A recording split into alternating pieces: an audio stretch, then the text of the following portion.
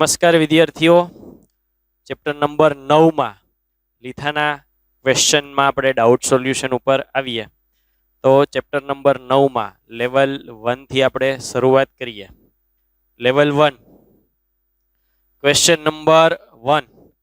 એક અંતર્ગોળ અરીસાની અક્ષ પર બી લંબાઈની વસ્તુ મૂકેલી છે. બી લંબાઈની વસ્તુ છે. તો અરીસા તરફનો છેડો અરીસાથી યુ અંતરે છે. કેન્દ્ર લંબાઈ એફ હોય તો પ્રતિબિંબની લંબાઈ કેટલી થાય? તો અહીંયા આપણે આકૃતિમાં આ ઘટનાને દર્શાવીએ. તો આ અરીસો છે, અંતર્ગોળ અરીસો. આ એની અક્ષ છે. આપણે વસ્તુ ક્યાં મૂકી છે?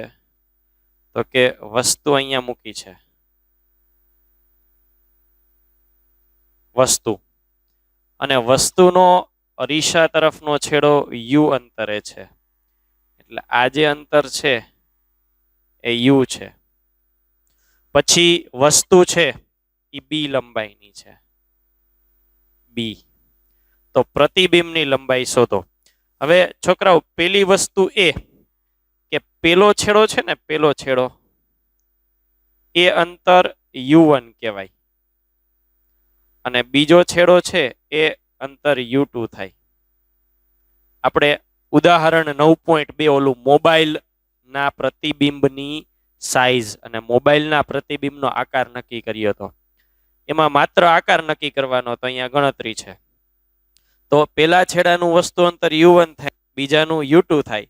એટલે બંને વચ્ચેનો જે તફાવત છે એ ડેલ્ટા યુ, એટલે કે વસ્તુ અંતરનો તફાવત, અને કેના જેટલો થશે? તો કે બી જેટલો.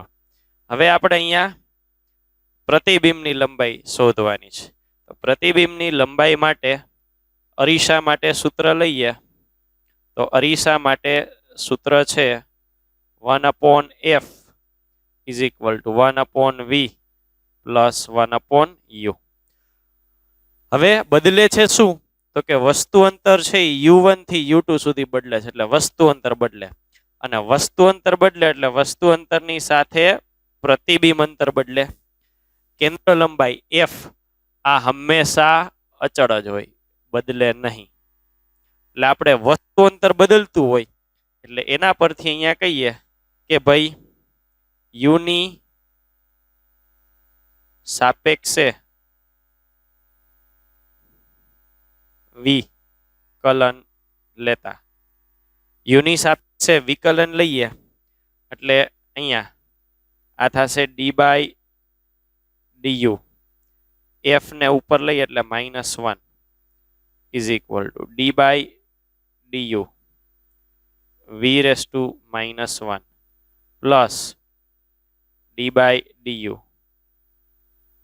u⁻1. આ વિકલન થયું. f કેન્દ્ર લંબાઈ અચળ છે. અચળનું વિકલન કેટલું થશે? 0. v⁻1 અને વિકલન u ની સાપેક્ષે છે. એટલે સાંકળના નિયમ મુજબ -1 v⁻2 dv/du. અને અહીંયા u છે અને u ની સાપેક્ષે જ વિકલન છે. એટલે અહીંયા સાંકળના નિયમની જરૂર નથી. Plus -1 u⁻². આને પ્રોપર ગોઠવી નાખીએ એટલે કોઈ પણ એક ડાબી બાજુ અને બીજું જમણી બાજુ લઈ લઈ. આ પદ છે ને હું ડાબી બાજુ લઉં એટલે -ના +1 v⁻² dv/du = -u⁻². ચાલો, આને હવે ખાલી ગોઠવવાનું જ છે. dv/du માઇનસ, જો u ની -2 ઘાત છે એટલે છેદમાં લઈ લઈએ એટલે +2 ઘાત થઈ જાય. v⁻². તો અહીંયા આ રીતે થશે. ચાલો, આને સાદુરૂપને આગળ આપણે લંબાવીએ. v/u. હવે આ સ્ક્વેર છે. સ્ક્વેર હોય એટલે અંદર આપણે કોઈ પણ નિશાની રાખી. માઇનસ હોય તો કઈ ફેર ન પડે, પ્લસ હોય તો કઈ ફેર ન પડે. એટલે હું અહીંયા લખું છું dv by d u is equal to minus v upon u નો સ્ક્વેર. શું ફરક પડવાનો? કાંઈ નથી પડવાનો, કારણ કે સ્ક્વેર છે એટલે માઇનસ માઇનસ પ્લસ જ થવાના. ડીવી એટલે પ્રતિબિંબ અંતરનો ફેરફાર, વસ્તુના અંતરનો ફેરફાર થી પ્રતિબિંબ અંતરનો ફેરફાર, એટલે પ્રતિબિંબની લંબાઈ ગણાય. તો d v is equal to d u. ઋણ નિશાની ધ્યાનમાં લેતા જઈએ એટલે એક ઋણ નિશાની આપણે અહીંયા લખવાની થાય, minus d u. Minus v upon u એટલે મોટવણી થશે ને, મોટવણીનો વર્ગ. ચાલો સ્ટેપ થોડું અહીંયા ઠેકાડીએ. ડીવી શોધવાના છે, માઇનસ ડીયુ.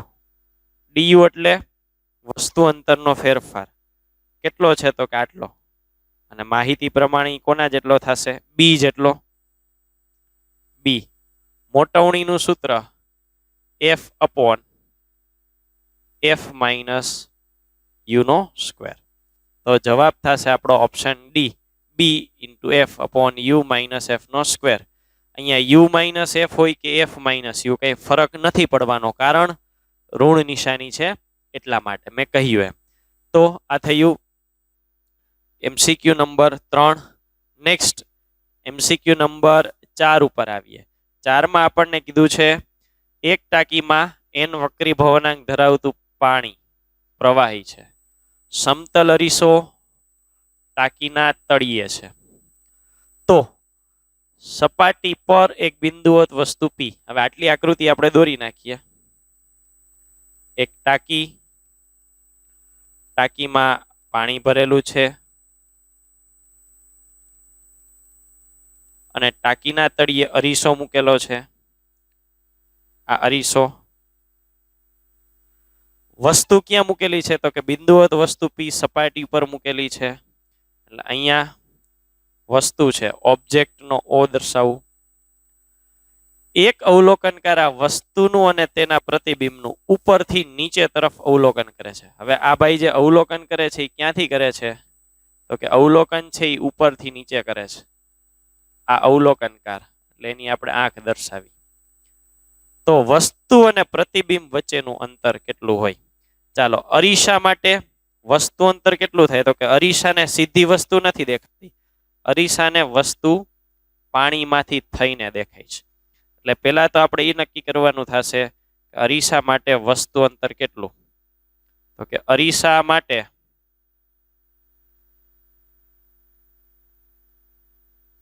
વસ્તુ અંતર કેટલું થાય? તો કે પાણીમાં છે એટલે આપણી બેઝિક સૂત્ર છે, પાણી માટેનું બેઝિક સૂત્ર છે h dash upon h is equal to n. પાતળું ના છેદમાં એન ઘટ. પાતળા તરીકે 1 ઘટ તરીકે એન.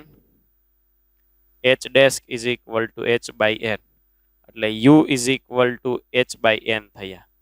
હવે વસ્તુ અહીંયા છે પણ અરીસાને ક્યાં દેખાશે? તો કે એચ બાય એને દેખાશે. એચ બાય એને દેખાશે તો સમતલ અરીસો છે.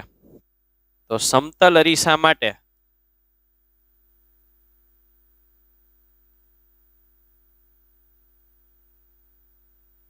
વસ્તુ અને પ્રતિબિંબ શું કહી શકાય? તો કે આ અરીસો હોય અને જો સમતલ અરીસા માટે વસ્તુ છે ઈ ઓ હોય તો પ્રતિબિંબ ક્યાં મળે? તો કે અરીસાની પાછળ. બીજો નિયમ શું છે? તો કે જેટલું વસ્તુ અંતર હોય એટલું જ પ્રતિબિંબ અંતર હોય. કોના માટે? સમતલ અરીસા માટે. તો અહીંયા વસ્તુ અંતર આપણને કેટલું મળ્યું છે? H by n. આ મળ્યું છે એચ બાય એન. તો પ્રતિબિંબ અંતર એ કેટલું થશે? H by n. આપણને કીધું છે વસ્તુ અને પ્રતિબિંબનું, વસ્તુ અને પ્રતિબિંબ વચ્ચેનું અંતર. તો વસ્તુથી પ્રતિબિંબ સુધીનું કુલ અંતર કેટલું થાય? તો કે અહીંથી લઈ અને અહીંયા સુધીનું થાય. એટલે એચ બાય એન વત્તા એચ બાય એન ટોટલ થઈ જશે 2h બાય એટલું થશે. ચાલો નેક્સ્ટ ક્વેશ્ચન નંબર 6. એક ટાંકીમાં 30 સેન્ટીમીટર ઊંચાઈ સુધી પાણી છે, 30 સેન્ટીમીટર ઊંચાઈ સુધી પાણી અને બીજા 30 સેન્ટીમીટર સુધી તેલ છે. તો શિરોલંબ દિશામાં જોતા ટાંકીનું તળિયું કેટલા સેન્ટીમીટર ઉપર આવે એ આપણે કહેવાનું છે. તો ટાંકી દોરીએ. આ થઈ ગઈ ટાંકી. ટાંકીમાં બે વસ્તુ છે, પાણી છે અને તેલ છે. એટલે પાણી માટે હું આવી સપાટી દર્શાવું, પાણી છે. બીજું આપેલું છે તેલ, એટલે આ દર્શાવું તેલ. પાણી અને તેલ આપેલા છે. હવે એક વ્યક્તિ અવલોકનકાર છે અહીંથી જોવે છે, એને તળિયું કેટલું ઊંચે આવેલું દેખાશે. એટલે તળિયું વાસ્તવમાં જે તળિયું અહીંયા છે એ ધારો કે તળિયું અહીંયા આવેલું દેખાય છે. આ પ્રતિબિંબ છે કોનું? તળિયાનું. તો કેટલું ઉપર આવેલું દેખાય? તો આપણે અહીંયા બે બાબતોને અનુલક્ષીના ફેરફાર જોવાનો છે. બે બાબતોમાં એક પાણીને કારણે અને એક તેલને કારણે. હવે જે છે એમાં આ ઘટ માધ્યમ નીચેનું માધ્યમ ઘટ છે ને ઉપરનું પાણી છે. એટલે બેઝિક સમીકરણ શું આવશે? તો કે h dash upon h is equal two n. પાતળું છેદમાં n ઘટ. પાતળા તરીકે કાંઈ નથી કીધું એટલે 1 અને ઘટમાં જે આપેલું હોય એ લેવાનું છે. એટલે h dash is equal to h upon n થાય.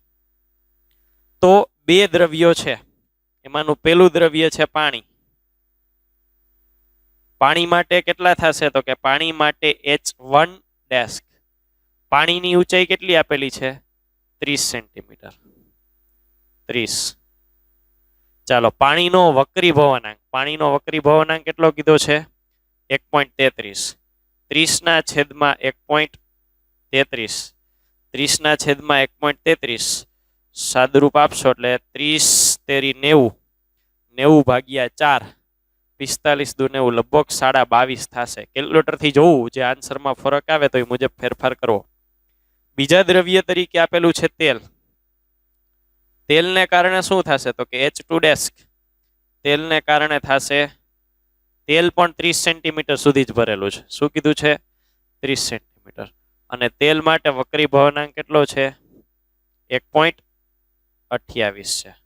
તો આ ભાગાકાર આપણે કરીએ કે 30 ભાગ્યા 1.28 કેટલા થાય? કેલ્ક્યુલેટરમાં 30 ભાગ્યા 1.28 આ થાય છે 23.43. તો આ મુજબ આપણને જવાબ મળે છે.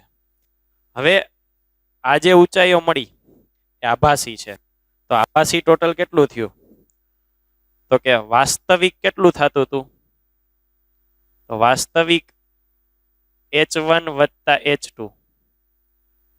પાણી 30 અને તેલ 30, એટલે ટોટલ કેટલું થયું? 60. ચાલો, વાસ્તવિક પછી આભાસી કેટલું? h1 ડેશ વત્તા h2 ડેશ. h1 ડેશ વત્તા h2 ડેશ નો સરવાળો કરીએ એટલે 22.5 વત્તા 23.43. 22.5 વત્તા 23.43 આ થાય 45.93. આપણે તળિયું કેટલું ઉપર ખસેલું છે એ ગોતવાનું છે. એટલે તફાવત કેટલો થાય?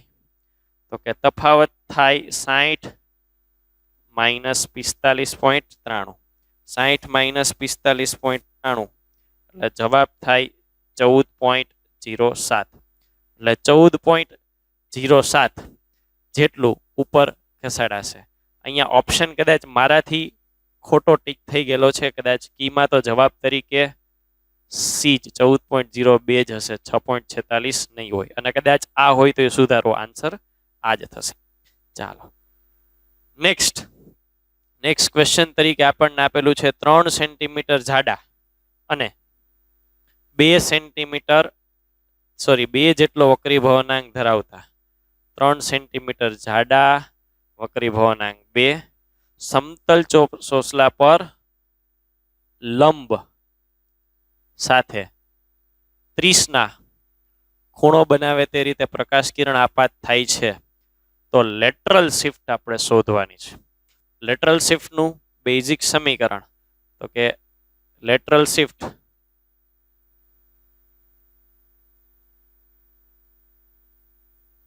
સમીકરણ આપણે વધારાનું કર્યું તો x is equal two T sine theta 1 minus theta 2 છેદમાં કોસ થીટા 2. ચાલો, માહિતીમાં કેટલું આપેલું છે તો કે માહિતીમાં જાડાઈ છે એ 3 સેન્ટીમીટર આપેલી છે. થીટા 1 છે એ 30 ડિગ્રી આપેલો છે. થીટા 2 ઘટે છે તો થીટા 2 મેળવીએ અને પછી કિંમત મૂકીએ. થીટા 2 મેળવવા માટે શું કરશું તો કે સ્નેલનો નિયમ. સ્નેલે એવું કીધું કે n1 sin theta 1 is equal two n2 sin theta 2. n1 તરીકે કેટલા લેશું તો કે n1 તરીકે 1 sin થીટા 1 માં sin 30, n2 તરીકે 2 sin થીટા 2. તો sin 30 1/2 2 sin થીટા 2. ચાલો, તો sin theta 2 is equal two 1/4 એટલે 0.25. આના પરથી થીટા 2 શોધો. ચાલો, થીટા 2 ની કિંમત મૂકવાની. થીટા 1 તો 30 જેટલો આપેલો જ છે. થીટા 2 અહીંથી મૂકવાનું. ટી તરીકે 3 સેન્ટીમીટર આપેલા છે. આ બધી કિંમત આમાં મૂકો, સાદુરૂપના અંતે x મળી જશે. ચાલો, નેક્સ્ટ ક્વેશ્ચન. તળાવમાં એક માછલી તળાવના કિનારે 6.3 મીટર સમક્ષિતિજ અંતરે રહેલી છે. આ તળાવનો કિનારો છે.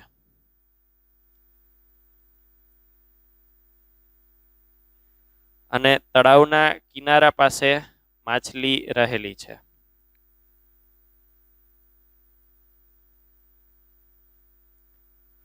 .3 મીટર સમક્ષિતિજ અંતરે. ક્યાંથી?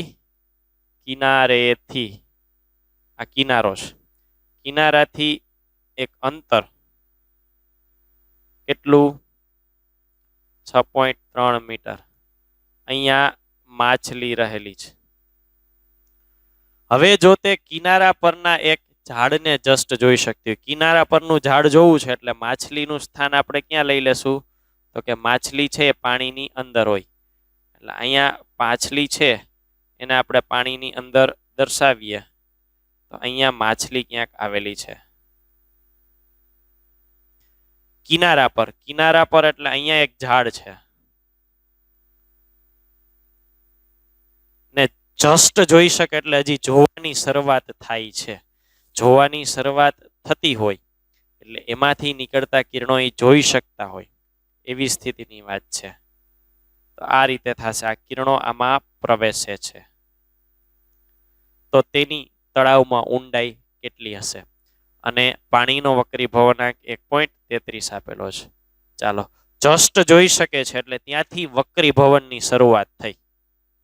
એ પહેલા શું થતું હતું? પૂર્ણ આંતરિક પરાવર્તન.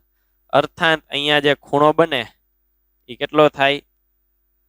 ક્રાંતિકોણ IC જેટલો થાય. તો આકૃતિની ભૂમિતિ પરથી આપણે જોઈએ તો sin IC.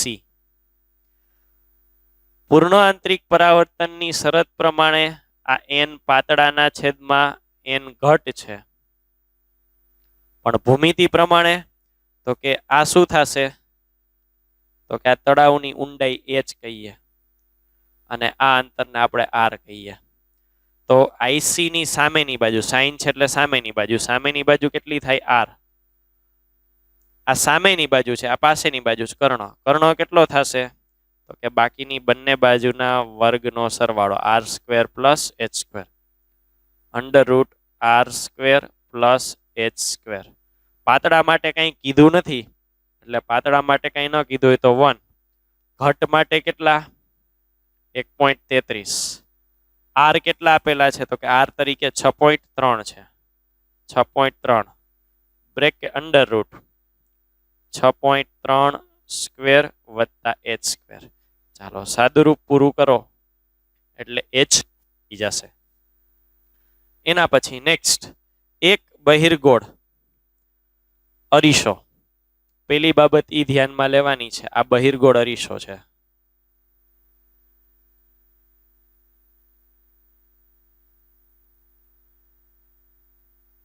બહિર્ગોળ અરીસો હોય એટલે પેલી બાબત ઈ ધ્યાનમાં રાખવાની થાય કે એની કેન્દ્ર લંબાઈ છે એ ધન હોય. પ્રતિબિંબ, વસ્તુનું પ્રતિબિંબ વસ્તુ કરતા n ગણું નાનું છે. પ્રતિબિંબ નાનું છે એટલે h dash is equal to h by n. n માં ભાગનું થાય, n ગણું નાનું કીધું હોય ને એટલે. અરીસાની કેન્દ્ર લંબાઈ f હોય તો વસ્તુ અંતર u કેટલી થાય એ શોધવાની છે. ચાલો, મોટવણી પરથી આનું સાદુરૂપ આપણને સરળ પડશે. મોટવણી બેઝિક સૂત્ર થાય h ડેશ અપોન h. અરીસા માટે આપણે મેળવેલું એક shortcut f upon f minus u is equal to h dash upon h. બહિર્ગોળ અરીસા માટે f ધન પ્લસ f f પછી માઇનસ u h ડેશ મૂકીશું h by n upon h. ચાલો સાદુરૂપ આપીએ તો h h કેન્સલ. n અહીંયા છેદમાં છે, છેદમાંથી સામે આવે એટલે n f. સામે બાકી રહેશે f માઇનસ u. અહીંયા વસ્તુ માટે આપણે નિશાની લેવાની રહી ગઈ. વસ્તુ માટે નિશાની મૂકશું વસ્તુ અંતર ઋણ હોય એટલે માઇનસ માઇનસ આ કેટલા થઈ જશે પ્લસ. ચાલો બાકીનું ગોઠવીએ. nf, આ f ને ડાબી બાજુ લઈ લો એટલે minus f is equal two u. તો n f minus 1 is equal two u.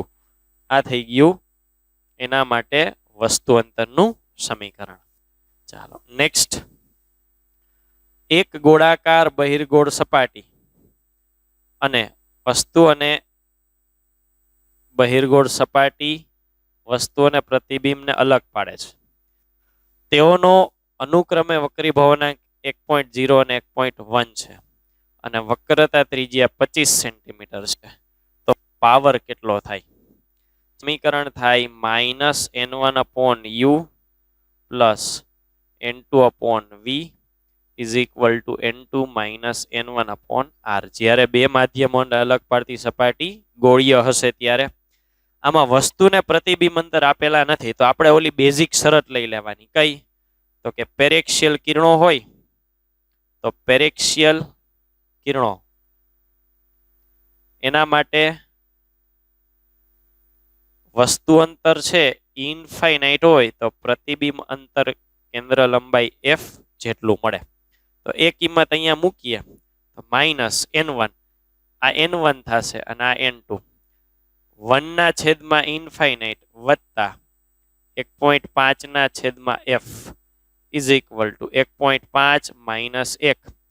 25 centimetre છે, મીટરમાં ફેરવું તો 0.25 મીટર. સાદુરૂપ પૂર્ણ કરું તો આ થાય 1.5 ના છેદમાં f અને આ 0.5 ના છેદમાં 0.25. 0.5 ના છેદમાં 0.25 એટલે 25 ગુણ્યા 2 એટલે સાદુરૂપ આપણે આવું લખી શકીએ. અહીંયા 1 અપોન f રાખું તો 1.5 છે એ આ બાજુ છેદમાં આવી જશે. 1 અપોન f એટલે પાવર અને 2 અપોન 1.5 એટલે આ કેલ્ક્યુલેટરથી ગુણાકાર કરશો એટલે 1.33 ડાયોપ્ટર મળે. ચાલો નેક્સ્ટ ક્વેશ્ચન નંબર 24. 1.5 વક્રીભવનાંક ધરાવતા n 1.5 સમબાજુ પ્રિઝમ એટલે એનો વક્રીભવનકારક કોણ 60 ડિગ્રી લેવાનો. ની બાજુ પર લંબ રૂપે કિરણ આપાત થાય એટલે આપાત કોણ છે એ 0 ડિગ્રી થયો. તો વિચલન કોણ આ કેસમાં કેટલો હશે? વિચલન કોણ ડેલ્ટા આપણે શોધવાનો છે. તો વિચલન કોણ શોધવા માટે બેઝિક એક પેલું સંબંધી છે કે I plus E is equal two A plus delta. હવે આ સ્થિતિમાં છે કે I છે આપણી પાસે નથી, એ છે અને ડેલ્ટા શોધવાના છે. તો એના પરથી આપણે ડેલ્ટા શોધવાની વાત આવે. હવે એ જે ડેલ્ટા શોધવાના છે તો એના માટે આપણે 1 બાય 1 સ્ટેપ બાય સ્ટેપ ગણતરી કરીએ. તો પ્રિઝમ છે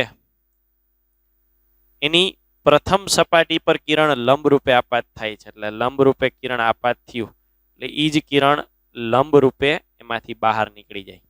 કારણ કે કોઈ પણ સપાટીને લંબ રૂપે કિરણ આપાત થાય એટલે પેલી સપાટી માટે જો I ઇઝ ઇક્વલ ટુ 0 હોય આપાત કોણ, તો ઈ સપાટીએ વક્રીભવન કોણ પણ કેટલો થાય?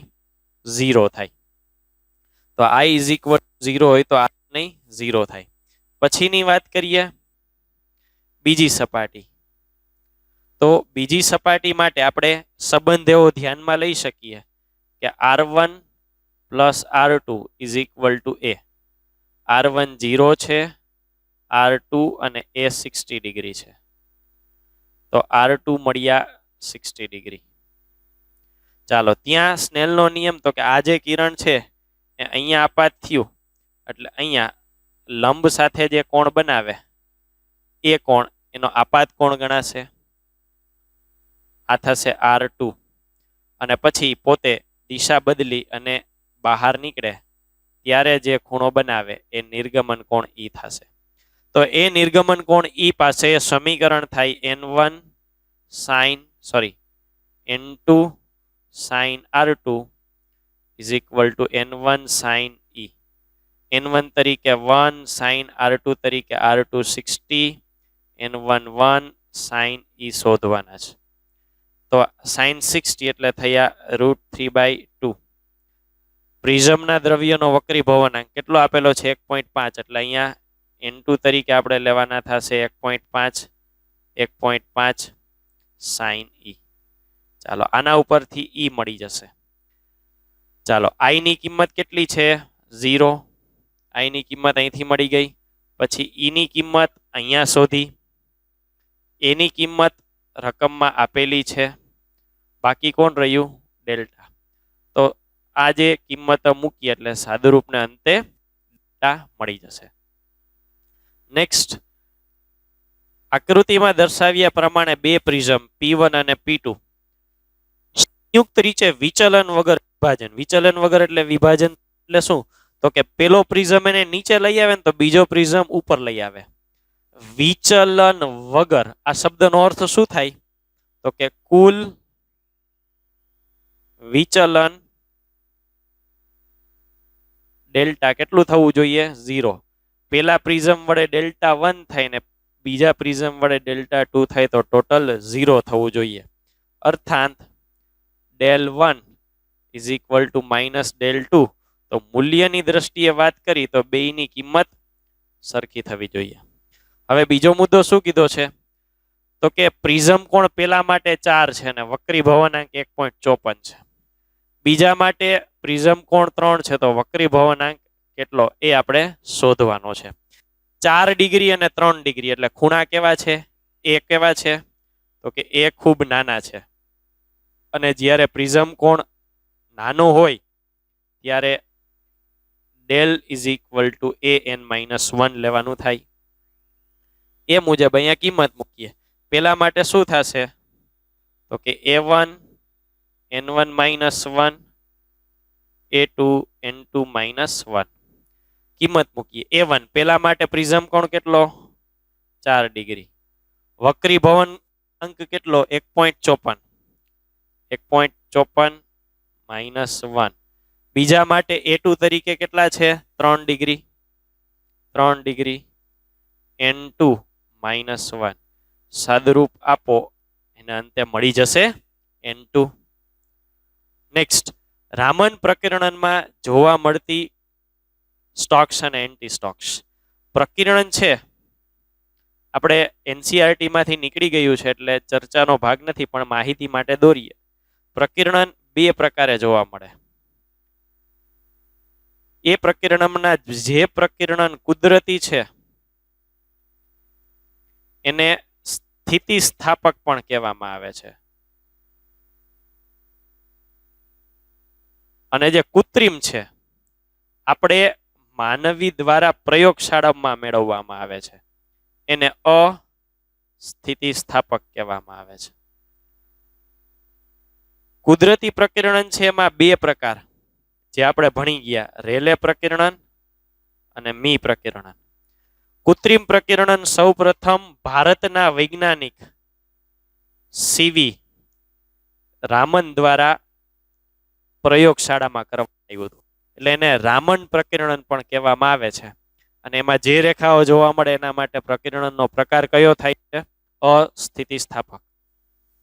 નેક્સ્ટ લેવલ 2 ઉપર લેવલ 2 ના MCQ ની ચર્ચા કરીએ તો લેવલ 2 ના MCQ માં ક્વેશ્ચન છે, બે સમતલ અરીસા વચ્ચેનો ખૂણો કેટલો રાખવો જોઈએ કે જેથી વસ્તુના પ્રતિબિંબો છે એ આપણને 2 મળે?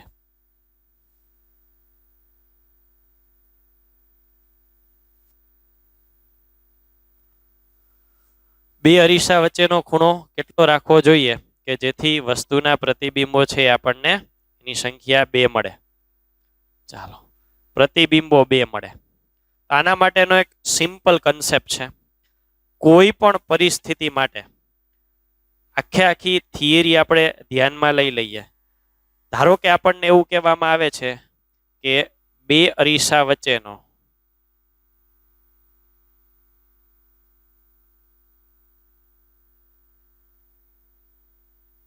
કોણ થીટા છે. ઉદાહરણ તરીકે અહીંથી હું વાત કરું તો એક અરીસો છે ને આ બીજો અરીસો છે, આ બે અરીસા છે, એમની વચ્ચેનો ખૂણો ઉદાહરણ તરીકે થીટા છે. તો કઈ રીતે નિર્ણય લેવાનો થાય? તો કે સ્ટેપ 1 માં આપણે ઈ નક્કી કરવાનું થાય કે 360 ભાગ્યા થીટા કરો.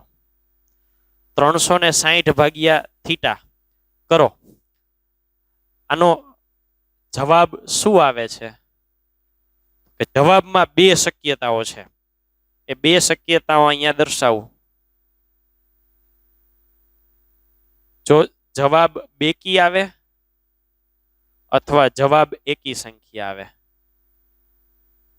જો બેકી આવે ને તો પ્રતિબિંબની સંખ્યા કેટલી થાય? તો કે પ્રતિબિંબની સંખ્યા n ઇઝ ઇક્વલ ટુ 360 ભાગ્યા થીટા. આ જે ગુણોત્તર હોય ને એમાંથી 1 બાદ કરી દેવાનો, એ પ્રતિબિંબની સંખ્યા થાય. આ ભાગાકાર બેકી આવે ત્યારે.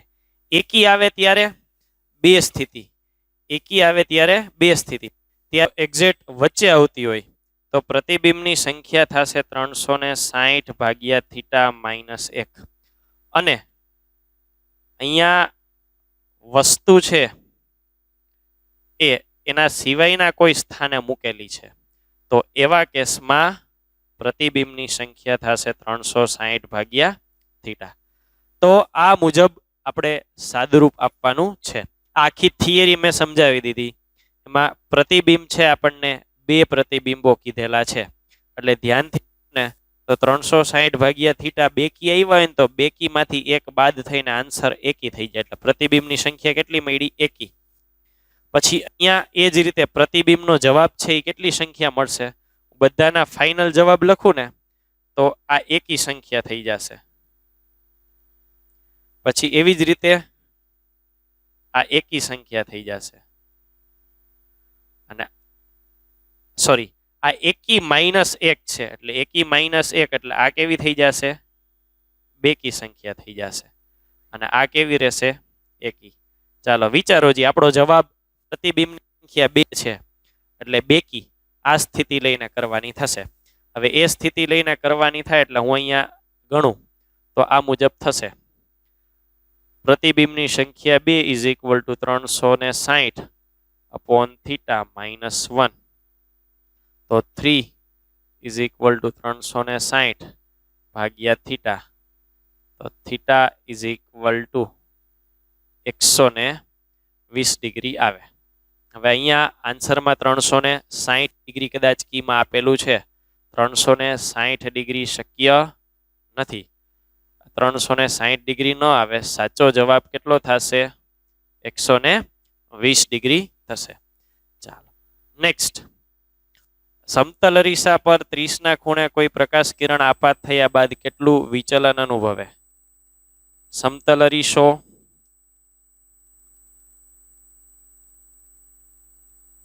આપાત કિરણ કેટલા કોણે થાય છે? તો કે આ ખૂણો 30 ડિગ્રી, એનો મૂળ ગતિ માર્ગ પરાવર્તન પામીને આ દિશામાં જશે. આ મૂળ ગતિ માર્ગ હોય. આ 30 નો ખૂણો છે તો આ પણ 30 નો થાય. એ 30 નો હોય તો આ કેટલો બાકી વધે? તો કે આ 60 નો થાય. આ 30 નો છે તો એને લીધે આ 30 નો થાય. જો ઈ 30 નો હોય તો આ ખૂણો કેટલો થાય? 60 નો. તો આ વિચલન થયું. વિચલન કેટલું થયું? 60 ને 60 120 થશે. નેક્સ્ટ. કોઈ એક વ્યક્તિ પોતાની ઊંચાઈ કરતા મોટું પ્રતિબિંબ જોઈ શકશે નહીં. અહીંયા આનો આન્સર ખૂબ સહેલો છે. સ્વાધ્યાય ક્વેશ્ચન નંબર 17. 4 ગણતરીઓ કરી હતી A, B, C અને D. એમાં આપણે આ પરિણામ લગભગ ત્રીજા ક્વેશ્ચનમાં મેળવેલું છે. બહિર્ગોળ અરીસા છે એમાં વસ્તુ હંમેશા આપણને નાની દેખાય. આપણું વાહન જે છે, બાઇક છે, ગાડી છે, એ બધામાં બહિર્ગોળ અરીસાનો ઉપયોગ થતો હોય છે. ચાલો નેક્સ્ટ. 4.3 વક્રી ભવનાંકવાળા સ્વચ્છ પાણીમાં રહેલ એક વ્યક્તિ આથમતા સૂર્યને જોવે છે. અહીંયા આ છે એ વ્યક્તિ છે અને આ સૂર્ય છે, એને જુએ છે તો એને શું અનુભવાશે? તો કે એને અનુભવાય એ સ્થિતિ માટે આપણે આવું લખી શકીએ n1 sin I = n2 sin r. હવે કોને 1 કેવું કોને 2 કેવું એ આપણી ઉપર આધાર રાખે છે. ઉદાહરણ તરીકે અહીંયા જે સંજ્ઞા આપેલી છે એ પ્રમાણે આ છે એને 2 કહી દઈએ, અહીંયા 1. સ્પષ્ટ દેખાતું નથી એટલે હું આની મુજબ લઉં છું. ગણતરી તો કોઈ પણ રીતે કરીએ, સાચી જ પડવાની છે. પાણીને 1 કીધું તો પાણીનો વક્રી ભવનાંક 4/3. અહીંયા ખૂણો ક્ષિતિજ સાથેનો ખૂણો C વડે દર્શાવેલો છે એટલે sin I n2 તરીકે 1 sin r. હવે આને લેવાનું છે ક્રાંતિકોણની શરત મુજબ. ક્રાંતિકોણની શરત મુજબ લઈએ તો ક્રાંતિકોણ સૂર્ય દેખાઈ શકે એટલા માટે sin IC = n પાતળું છેદમાં n ઘટ. પાતળું 1 ઘટ કેટલા છે? 4/3 એટલે આ થશે 0.75 sin IC. અને નેચરલ સાઇનમાં જો આનું સાદુરૂપ આપો તો આપણે ચેક કરી લઈએ sin IC ની કિંમત છે એ કેટલી મળે છે. તો sin IC ચેક કરીએ. sin IC 40 મળે છે 0.74 41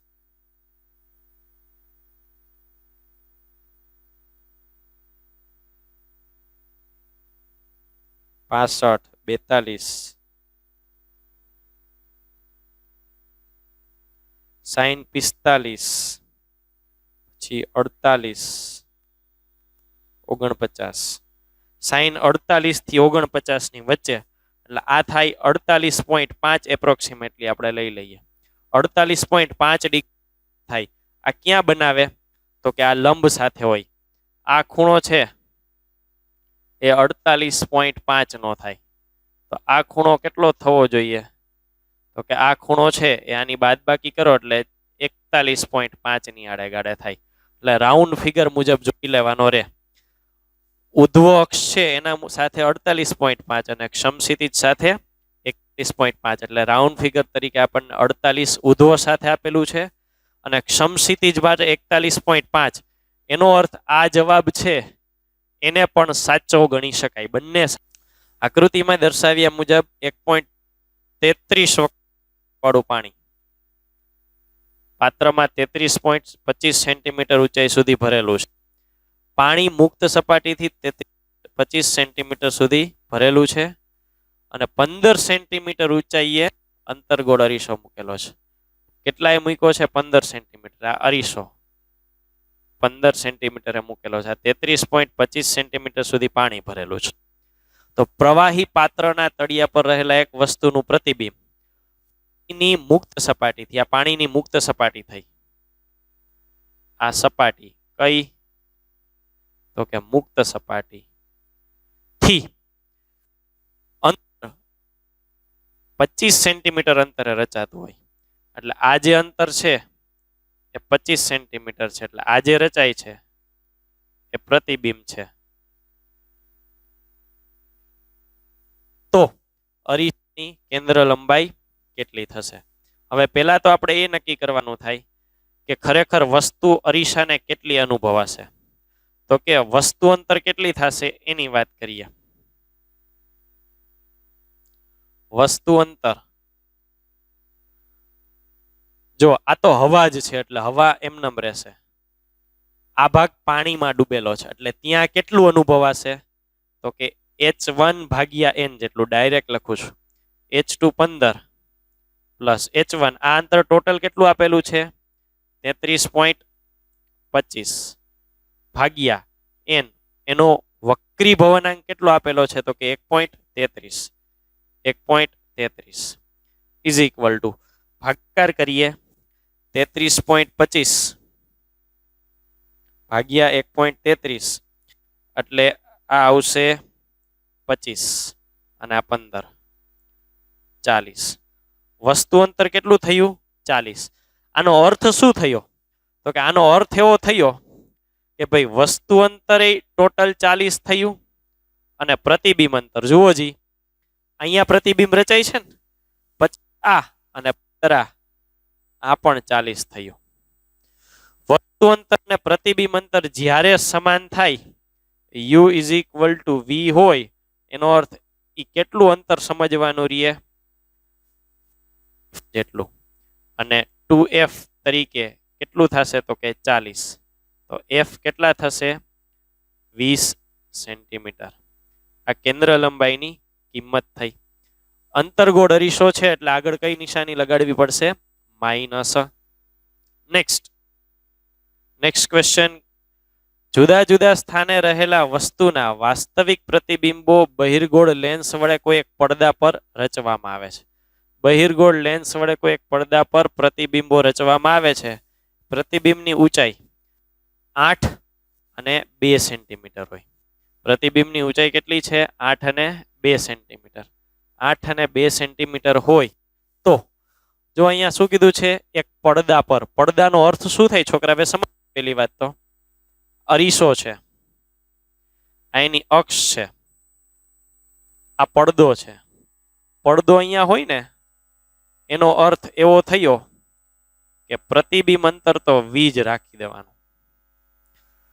જુદા જુદા સ્થાને રહેલી વસ્તુ, એટલે વસ્તુ છે એ u1 અંતરે હોઈ શકે અને u2 અંતરે હોઈ શકે, પણ પ્રતિબિંબ અંતર પડદા પર જ મેળવવાનું છે.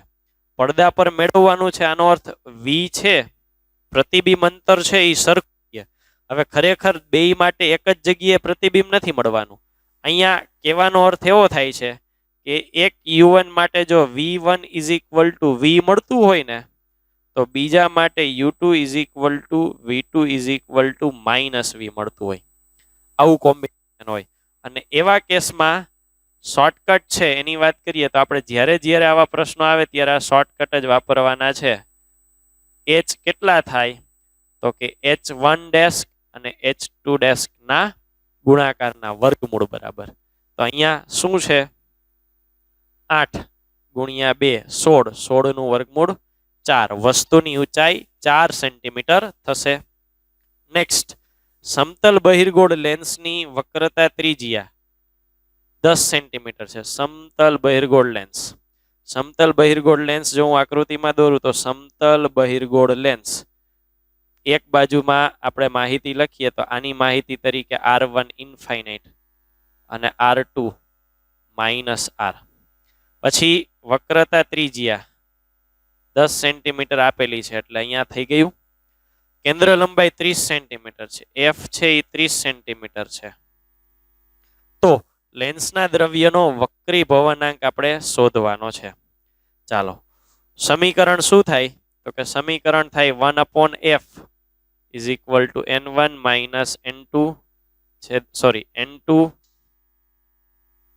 Minus n1 upon n1 1/r1 minus 1/r2 1/30 n2 minus 1 ના છેદમાં 1 r1 તરીકે કેટલા મૂકવું?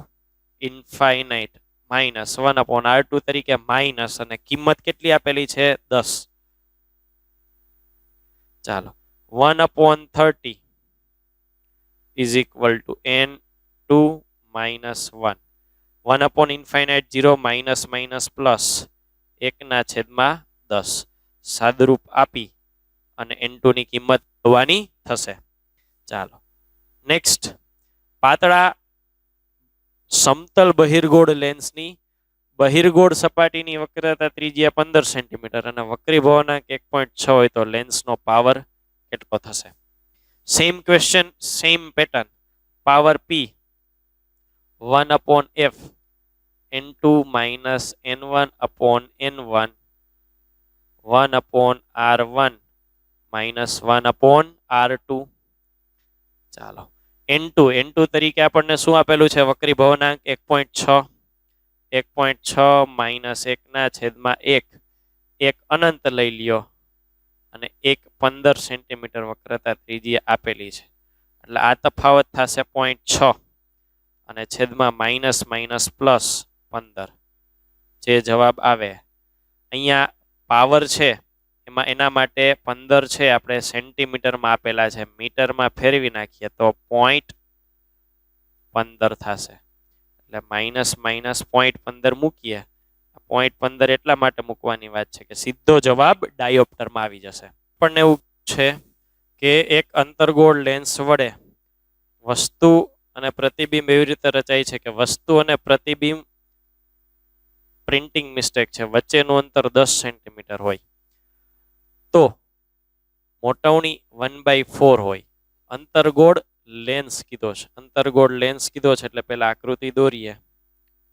અંતર્ગોળ લેન્સ, વસ્તુ અને પ્રતિબિંબ વચ્ચેનું અંતર 10 સેન્ટીમીટર, મોટવણી ધન છે. એનો અર્થ જો વસ્તુ છે એ આપણે ડાબી બાજુ લઈએ તો પ્રતિબિંબે ડાબી બાજુ લેવાનું થાય તો જ મોટવણી 1/4 આપણને મળે. O અને I અને O અને I વસ્તુ અને પ્રતિબિંબ વચ્ચેનું અંતર 10 સેન્ટીમીટર આપેલું છે. આ છે એ પ્રતિબિંબ અંતર V થાય અને આ વસ્તુ અંતર U થાય. ચાલો મોટવણી માટે તો કે મોટવણીના બેઝિક સમીકરણથી ચાલુ કરીએ તો m is equal two v/u અને v/u કેટલા આપેલા છે? 1/4. v તરીકે માઇનસ v લઉં તો u તરીકે શું થાય? v વધતા 10 ટોટલ કરવું પડશે ને, minus v plus 10 is equal two 1/4. 4v is equal two v plus 10 તો v ઇઝ ઇક્વલ ટુ 3.33.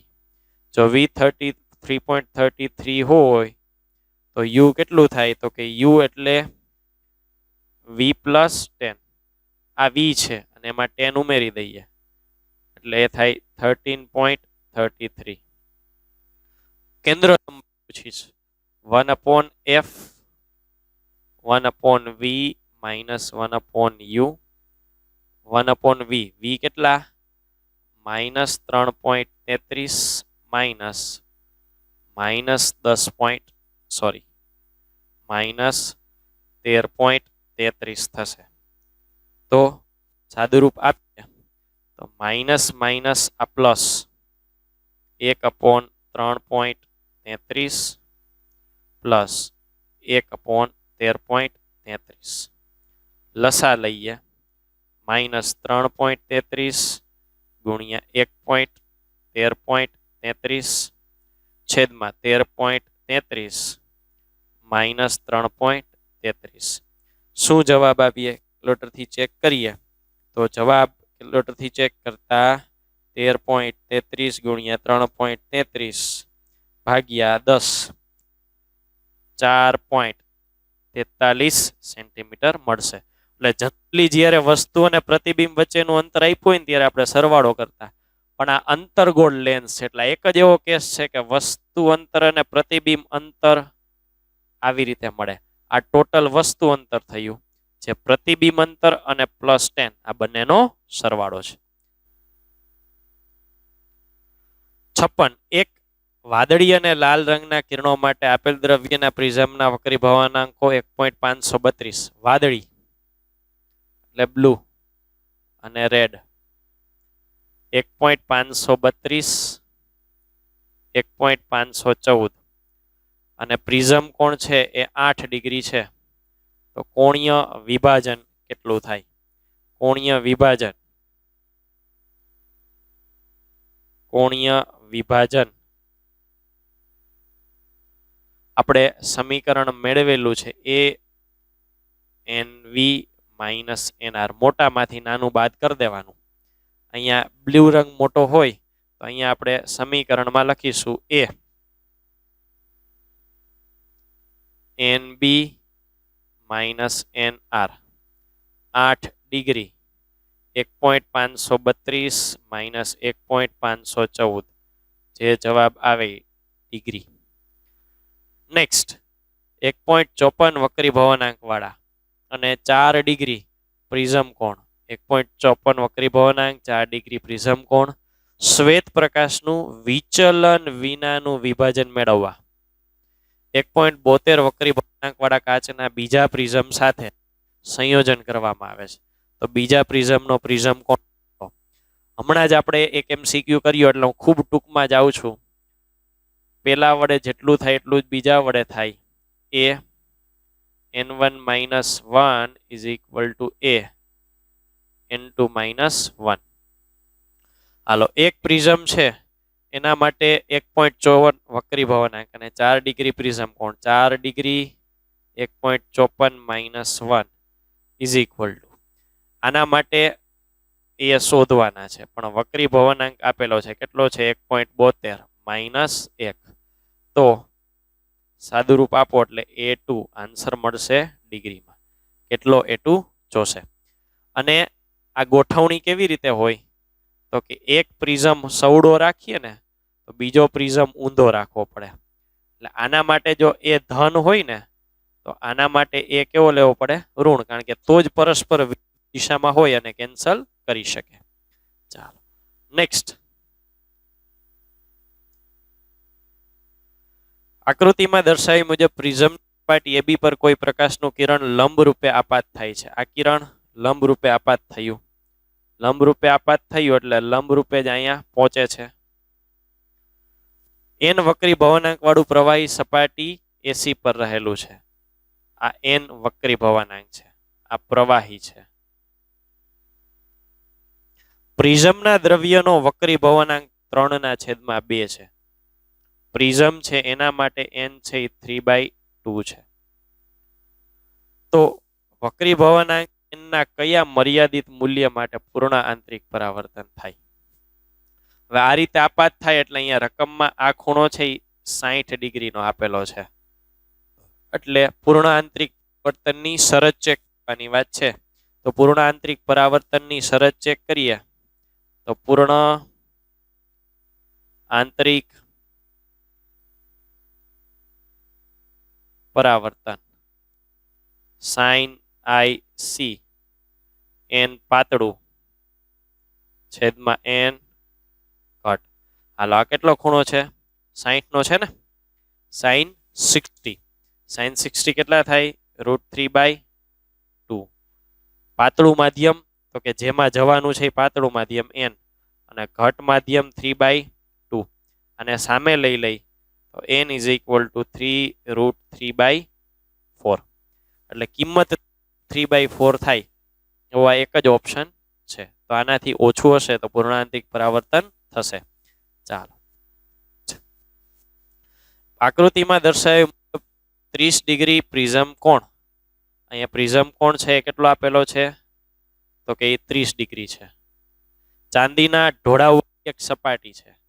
આ સપાટી છે ચાંદીનો ઢોળ એટલે પરાવર્તક હોય. 60 ડિગ્રીના ખૂણે આપાત થતું પ્રકાશ કિરણ વક્રી ભવન પામી પાછું મૂળ માર્ગે મૂળ પથ પર પાછું ફરે ને એનો અર્થ આ કેટલો ખૂણો થાય? કાટખૂણો થાય. આ પણ કાટખૂણો. આ આપ્યા છે 30 ડિગ્રી, કાટખૂણો એટલે 90. 30 ને 90 120. 120 તો આ ખૂણો કેટલો થાય? 60 ડિગ્રી. તો જ 180 ટોટલ થશે ને, અને એ 60 થાય તો આ ખૂણો કેટલો થશે? 30 ડિગ્રી.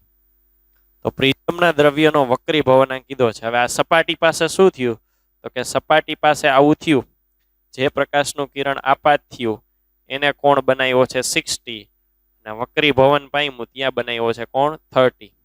તો સમીકરણ થશે n1 sin 60 is equal to n2 sin 30.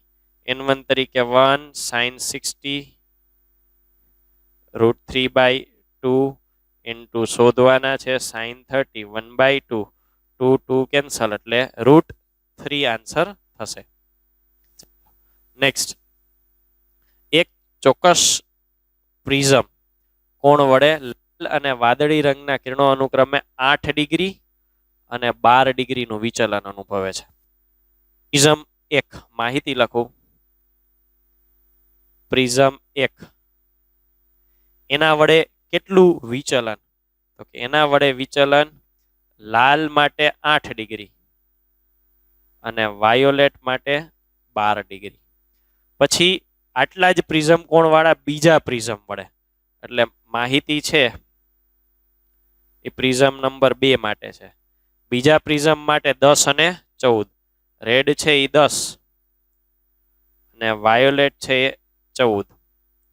તો વિભાજન શક્તિનો ગુણોત્તર શોધવાનો છે. ચાલો, વિભાજન શક્તિનો ગુણોત્તર એટલે આપણે પહેલા તો વિભાજન શક્તિના સૂત્ર ઉપર આવીએ. વિભાજન શક્તિ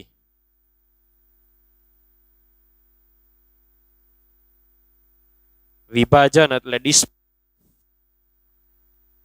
ડિસ્પર્શન પાવર કેટલો હોય તો કે વિભાજન એટલે કે પાવર છે એ સમપ્રમાણમાં હોય. કોના સમપ્રમાણમાં થશે તો કે del V minus del R છેદમાં del V plus del R આના સમપ્રમાણમાં હોય. હવે બંને પ્રિઝમ માટે તો કે ડિસ્પર્શન અથવા તો ડિફ્યુઝન પાવર પ્રિઝમ નંબર 1 માટે ના છેદમાં પ્રિઝમ નંબર 2 માટે. પ્રિઝમ નંબર 1 માટે શું થાય તો કે અહીંથી કિંમત લઈએ, શું થશે 12 માઇનસ 8 છેદમાં 12 પ્લસ 8 એના છેદમાં. બીજા કેસ માટે શું થાય તો કે બીજા કેસ માટે થાય 14 માઇનસ 10 છેદમાં 14 પ્લસ 10.